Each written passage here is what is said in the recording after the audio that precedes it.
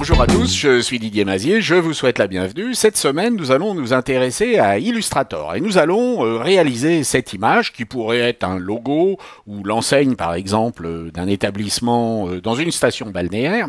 Nous allons travailler plusieurs choses. Premièrement, les tracés qui vont être curvilignes et qui, vous le constatez ici, sont placés correctement en haut et en bas.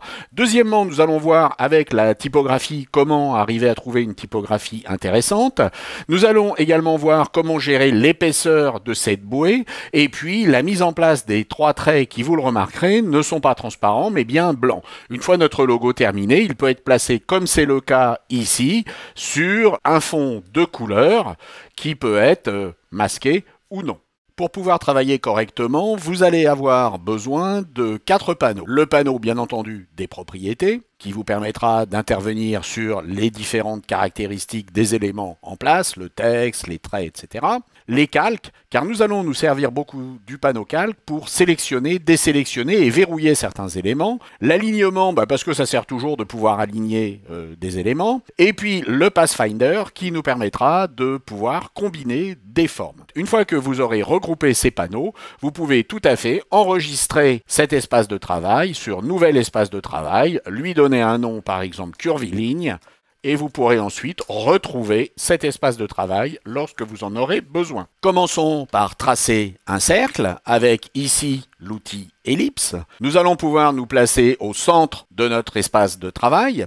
Et nous allons, avec la touche Alt et la touche majuscule, pouvoir tracer un cercle concentrique. C'est sur ce cercle que nous allons pouvoir placer ensuite nos textes. Choisissons l'outil texte curviligne. Attention à ne pas confondre avec le curviligne vertical, mais bien l'outil texte curviligne. Et nous allons cliquer en haut sur notre tracé. Faites bien attention à ne pas cliquer à l'intérieur, faute de quoi vous rempliriez la totalité du cercle. Nous allons donc cliquer ici sur ce point d'ancrage. Et vous voyez que du texte de substitution se met en place. Nous allons donc à la place saisir notre texte et nous allons utiliser avec cet outil les différentes barres que vous voyez ici. Alors il y a des barres qui permettent de déplacer la fin du texte et de déplacer le début du texte. Ce qui est intéressant si vous avez à augmenter la taille de la typo, et il y a une barre qui représente le milieu de votre texte.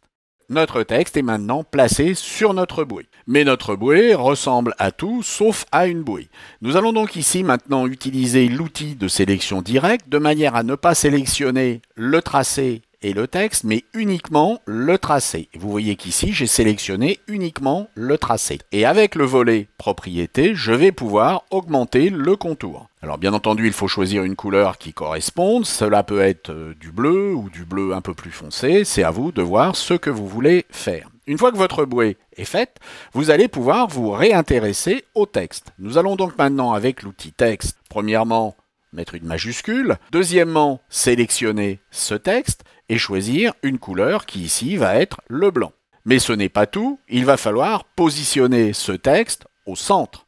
Il s'agit de texte curviligne. Vous pouvez donc aller chercher les options de texte curviligne et demander ici à ne pas être aligné sur la ligne de base, mais bien sur le centre. Nous sommes maintenant alignés sur le centre de notre... Et il ne nous reste qu'à choisir une typo appropriée.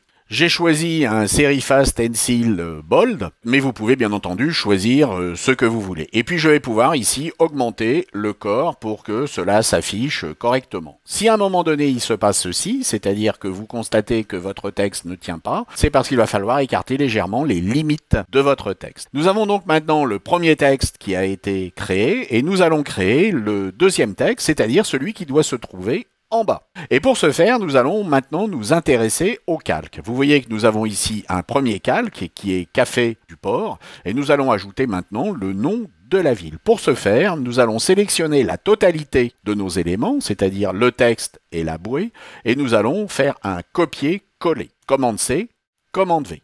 Et vous voyez que ici, j'ai à nouveau un autre Café du Port. Nous allons travailler, bien entendu, sur le Café du Port qui se trouve en haut, de manière à pouvoir saisir le nom de la ville. Je vais reprendre mon outil de texte, et ici, je vais saisir le nom de ma ville. Je vais ensuite prendre ici un outil de sélection, et je vais aller placer mon texte en bas. Je vais pouvoir maintenant demander à ce que ce contour n'ait pas de fond pour pouvoir le positionner par-dessus le suivant.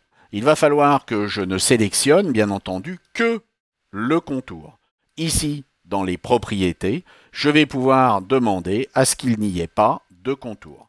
Et vous voyez que maintenant, il n'y a plus de contour. Je peux donc très simplement prendre tous mes éléments avec commande A sur Mac, CTRL A sur PC, et avec l'outil d'alignement, les aligner en vertical et les aligner en horizontal. Si je regarde ce qui se passe au niveau des calques, j'ai bien un calque avec le Café du Port et qui comporte la bouée et un calque avec Saint-Ballot qui lui ne comporte pas de bouée. Je peux tout sélectionner et demander à ce que le texte soit vectorisé. Cela veut dire que cela va transformer le texte en forme. Je ne pourrai donc plus l'éditer, mais je pourrai exporter ce logo sans avoir besoin d'adjoindre la police de caractère. Ensuite, une fois que ça va être fait, je veux travailler ici sur cette bouée. Je vais donc verrouiller ce qui se passe au niveau et je vais m'intéresser uniquement à la bouée. De la sorte que lorsque je vais sélectionner ce tracé, cela ne sera pas un tracé qui aura été hérité de Saint-Ballot. Une fois que ce tracé est sélectionné, je vais ici, dans le menu Objet, Tracé, demander à vectoriser le contour. Si je regarde ce qui se passe en affichant uniquement les tracés, vous voyez que j'ai bien maintenant un contour. Pour tracer les trois lignes, nous allons ici prendre un trait, nous positionner au centre et tirer ce trait.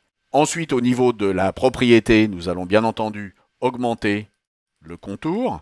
Nous allons choisir la couleur blanche et nous allons dupliquer ce tracé en cliquant, en tirant avec la touche Alt et majuscule et puis le faire une deuxième fois. Et nous avons maintenant nos trois traits. Nous allons prendre ces trois traits et nous allons de la même façon demander à transformer ce tracé de manière à vectoriser le contour. Et nous avons maintenant des barres. Et nous allons pouvoir maintenant nous intéresser au Pathfinder. J'ai donc sélectionné mes trois barres et j'ai sélectionné ici mon tracé avec le Pathfinder, demander à faire une division. On va maintenant supprimer ce qui ne nous intéresse pas. Je sélectionne ce qui se trouve ici, je sélectionne ce qui se trouve là et je sélectionne ce qui se trouve là. Et vous allez me dire, mais où est passée ma ville? Pour retrouver ma ville, c'est très simple, il va falloir prendre cet élément et le placer en arrière-plan. Objet, disposition, arrière-plan. Ma balise est maintenant réalisée. Si je la place sur un fond de couleur, vous voyez que ma bouée est bien maintenant positionnée. On va ici sélectionner le plan de travail. Nous allons ajuster le plan de travail aux limites de l'illustration et nous pourrons ensuite faire un export, soit dans un format EPS, soit dans un format PNG. J'espère que cela vous a intéressé et vous sera utile pour réaliser tout ce qui va être de type médaille, sceau, certification et éventuellement des logos pour le Café du Port auquel je souhaite bon vent. À très bientôt. Au revoir.